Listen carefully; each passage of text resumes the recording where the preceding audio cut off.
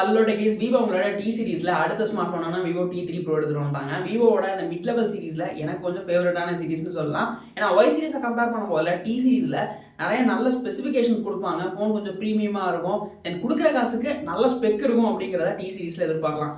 அந்த மாதிரி இந்த T3 ப்ரோல என்னென்ன விஷயங்கள்லாம் நல்லா இருக்கு, என்னென்ன விஷயங்கள்லாம் நல்லா இல்லை, எனக்கு எது பிடிச்சிருக்குது அப்படிங்கிறதெல்லாம் தான் உங்களோட ஷேர் பண்ணிக்க போறேன்.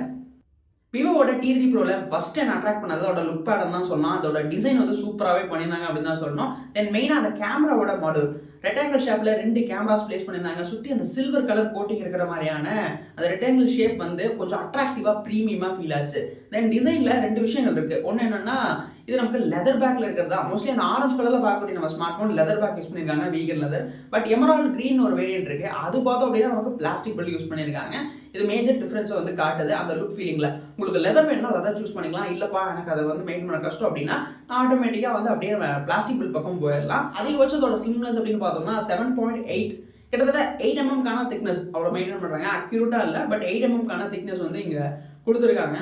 ஃபோன் கையில் ஹோல்ட் பண்ணும் போதுலையும் பெருசாக உங்களுக்கு வந்து ரொம்ப பெரிய ஃபோன் ஃபீல் ஆகுது. ஏன்னா பேக்கேஜஸ் வந்து கவுடாக இருக்கிறதுனால கைக்கு வந்து கம்ஃபர்டபுளாக தான் மோஸ்ட்லி இருக்கும் இந்த ஸ்மார்ட் ஃபோன்.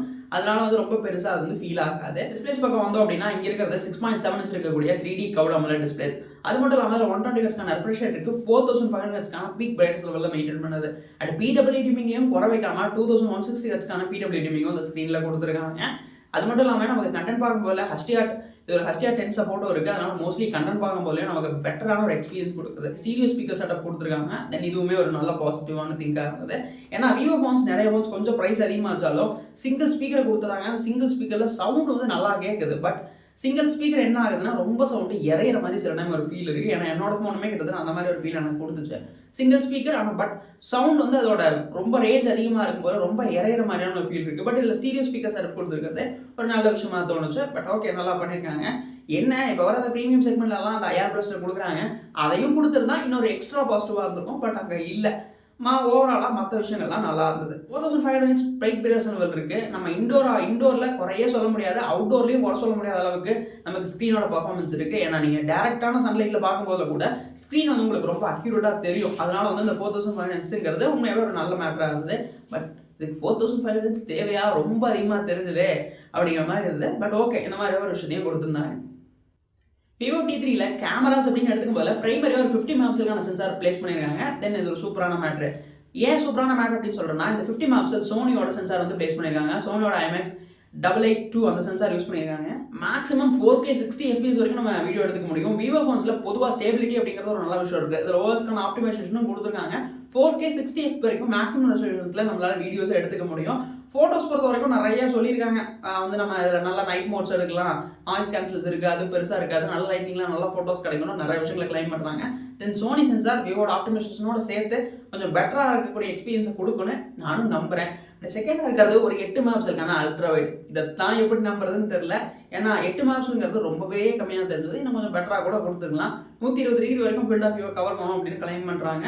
பட் 8 MP இதுலேயுமே பார்த்தோம் அப்படின்னா நமக்கு செல்ஃபீஸ் அப்படின்னு வரும்போது இது கொஞ்சம் எனக்கு டிசப்பாயின்மெண்ட்டான ஒரு பாயிண்ட் தான். 16 MP செல்ஃபி கொடுத்துருக்காங்க. பட் நிறைய விஷயங்கள் வந்து கொஞ்சம் பெஸ்ட்டாக பண்ணியிருக்கனால சில காம்ப்ரமைசஸ் இருக்கும் அப்படிங்கிறனால இதை ஏற்றுக்கலாம். ஓவராலாக கேமராஸில் மற்ற விஷயங்கள் அப்படின்னு பார்த்தோம்னா அதில் இந்த ஏஐ ஃபீச்சர்ஸ்லாம் வந்து கொடுத்துருக்காங்க. பின்னாடி இருக்கிற ஒரு குறிப்பிட்ட ப்ராடக்ட் எரேஸ் பண்ணணும், அந்த மாதிரி எரேஸ் பண்ணலாம். அந்த நைட் ஃபோட்டோகிராஃபிஸ் இந்த மாதிரி சில விஷயங்கள்லாம் எக்ஸ்ட்ரா ஆட் பண்ணியிருக்காங்க. விவோட தனித்துவமான விஷயங்கள்லாம் வந்து கொடுத்துருக்காங்க. பட் அந்த ஏஐன்னு சொன்னது ஸ்பெஷலாக தெரில. ஏன்னா பல காலங்களுக்கு முன்னாடி இருந்தது தான். இப்போ திரும்ப அதை எல்லாரும் ஏஐன்னு சொல்லி அதை ஒரு விஷயம் பண்ணுறாங்க. பட் ஓகே, அது ஒரு நல்ல ஃபீச்சர். என்னன்னா பேக்ரவுண்டில் இருக்கக்கூடிய ஏதாவது ஒரு ப்ராடக்ட் ஃபோட்டோஸையோ ஏதோ ஒன்றையோ வந்து நம்ம மறைக்கணும்னு நினச்சோம்னா அதை யூஸ் பண்ணி நம்மளால எரேஸ் பண்ணிக்க முடியும்.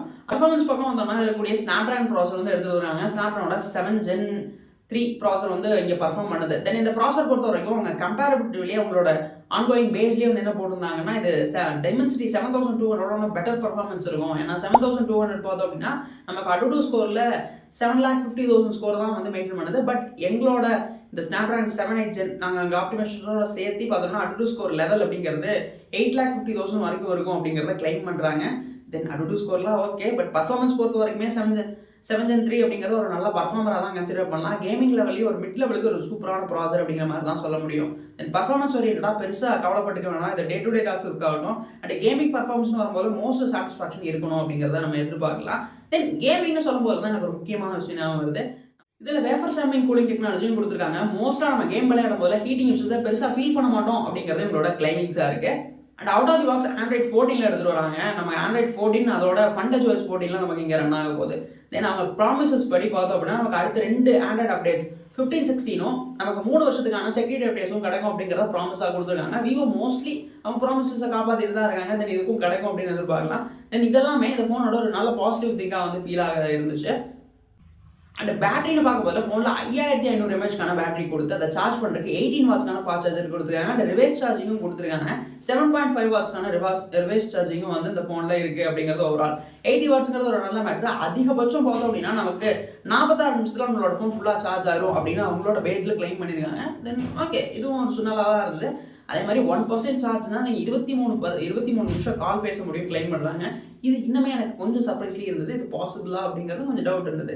ஏன் அப்படின்னா நம்மளோட சிக்னலை பொறுத்து நம்மளோட நெட்வொர்க்கோட பொறுத்து எப்படி இருக்குங்கிறத பொறுத்து தான் வந்து டிஃபர் ஆகும். நமக்கு கொஞ்சம் குறையலாம். பட் ஓரளவுக்கு ஒரு 15 நிமிஷமாவது கடைசியில் கால் பேச கிடைக்கும்னு நினைக்கிறேன். லாஸ்ட் 1% சார்ஜில் பார்த்தோம் அப்படின்னா அதோட ப்ரைஸ் செக்மெண்ட் வந்தோம்னா நமக்கு 2 ஆப்ஷன் கொடுக்குறாங்க. ஒன்று 8128, இன்னொன்று 8286 அப்படிங்கிற மாதிரி. 8128 பொறுத்த வரைக்கும் இதோட ப்ரைஸ் அப்படின்னு வரும்போது நமக்கு ஒரு 25,000 24,990 அந்த மாதிரி ப்ரைஸ் செட் பண்ணுறாங்க. அப்படியே நமக்கு 256 GB ஸ்டோரேஜ் போகும்போது இதோட ப்ரைஸ் செக்மெண்ட் அப்படின்னு பார்த்தோம் அப்படின்னா நமக்கு இதில் மோஸ்ட்டாக ஒரு 27,000 வரைக்கும் 26,999 ஆக்சுவலாக ப்ரைஸ் பண்ணியிருந்தாங்க. தென் இந்த ப்ரைஸ் செட் பண்ணுறாங்க. இந்த ப்ரைஸை பொறுத்த வரைக்கும் மோஸ்ட் இது ஒரு சாட்டிஸ்ஃபைடு தான். இது ஒரு ஆல்ரவுண்டராக கன்சிடர் பண்ணலாம். மோஸ்ட் அளவுக்கு எல்லாமே கவர் பண்ணிடுறாங்க. 1-2 விஷயங்கள் இந்த செல்ஃபி இல்லை, இந்த மாதிரி 1-2 விஷயங்கள் வந்து கொஞ்சம் எனக்கு கொஞ்சம் டவுன் கிரேடாக போயாச்சா நான் அது மோசம்னு சொல்ல முடியல. பட் ஓவராலாக பார்த்தோம் அப்படின்னா இது ஒரு காம்ப்ரமைசபிள் தான். இந்த ப்ரைஸிங்க்கு இவரோட ஒய் சீரிஸை கம்பேர் பண்ணும்போது எனக்கு இது கொஞ்சம் பெட்டராக தான் ஃபீல் ஆச்சு. ஏன்னா அவங்க போன வருஷம் அவங்களோட Y200 என்னமோ லான்ச் பண்ணியிருந்தாங்க. அந்த ஸ்மார்ட் ஃபோனில் 6 Gen 1 24,000 ப்ளேஸ் பண்ணியிருந்தாங்க. இதில் 7 Gen 3 25க்கு நமக்கு கொடுக்குறது உண்மையாகவே ஒரு நல்ல அட்டம்ப்டாக தான் எனக்கு ஃபீல் ஆச்சு. ஆன்லைன் செக்மெண்ட் தான் அது, ஆஃப்லைனில் பெருசாக கவர் ஆக போகிறது இல்லை. பட் ஓவராலாக ஃபோனோட ஸ்பெசிஃபிகேஷன் அப்படிங்கிறது ஒரு ப்ரீமியம் செக்மெண்ட் ஸ்மார்ட் ஃபோனை நமக்கு ஃபீலை கொடுக்க தான் செஞ்சது. எனக்கு ஓவராலாக அந்த ஃபோன் பிடிச்சிருந்தது. தென் உங்களுக்கு இந்த ஃபோனை பற்றினோட ஐடியா என்ன அப்படிங்கிறத மறக்காமல் வந்து கமெண்ட்ஸில் சொல்லுங்கள்.